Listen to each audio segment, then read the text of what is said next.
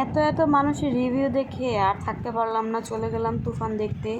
তো কোথায় গেলাম, কী করলাম থাকছে আজকের ভিডিও ব্লগে। আসসালামু আলাইকুম এভরিওয়ান, কেমন আছেন সবাই? আলহামদুলিল্লাহ, আশা করি সবাই ভালো আছেন আর আমিও তো ভালো আছি। চলে গেলাম ঈদের তৃতীয় দিন তুফান দেখতে, কারণ ফেসবুকে ঢুকতেই পারতেছি না, এত এত রিভিউ, এত ভালো ভালো মানুষের কাছ থেকে শুনতেছি যে তুফান নাকি অনেক ভালো একটা মুভি হয়েছে, অনেক বছর পর বাংলাদেশে একটা ভালো মুভি আসছে। তো ভাবলাম আমার হাজব্যান্ডেরও যেহেতু তার অফিস মানে কাজকর্ম সব কিছু ছুটি প্রায় শেষের দিকে হয়ে যাচ্ছে, তখন আর সময় পাবো না। তো ঈদের 2-3 দিন একটু ফ্রি থাকা হয়, যেহেতু এবার গ্রামেও যাওয়া হয়নি, তাই দুজন মিলে প্ল্যান করলাম বাসায় বসে কী করব, চলো একটু মুভি দেখে আসি।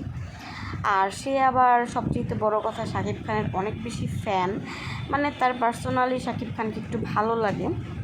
তো এর জন্য ভাবলাম যে হ্যাঁ, তো যাই দেখে আসি। এত রিভিউ যেহেতু, আসলে সিনেপ্লেক্সে দেখার অনেক ইচ্ছা ছিল, আর সেখানে টিকিট কাটার কোনো ওয়ে ছিল না, এত ভিড় ছিল, মানে কি বলবো, সিনেপ্লেক্সে অনেক বেশি ভিড় ছিল, মানে টিকিট পেতে অনেক টাইম লাগবে। তাই আমাদের একটা পরিচিত ছিল, সেখান থেকে আমরা মধুমিতা সিনেমা হলে মুভিটা দেখলাম। আসলে মুভিটার কথা বললে শেষ হবে না, মুভিটা অসম্ভব সুন্দর ছিল, অনেক ভালো লেগেছে, এবং 2 যদি আসে সেটাও দেখবো ইনশাল্লাহ।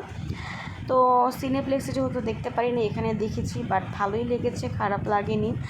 আর সিনেপ্লেক্সের জন্য ওয়েটও করিনি, কারণ বুঝতেই পারতেছেন আপনাদের ভাইয়ার অফিস আবার খুলে ফেলবে, তখন আর সময় পাবো না।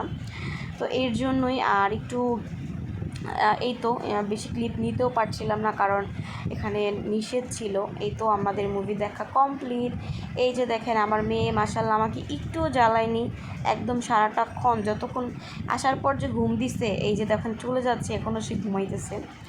তো এই তো, সবাই ভালো থাকবেন, সুস্থ থাকবেন, যারা এখনও দেখেন নাই দেখে আসেন।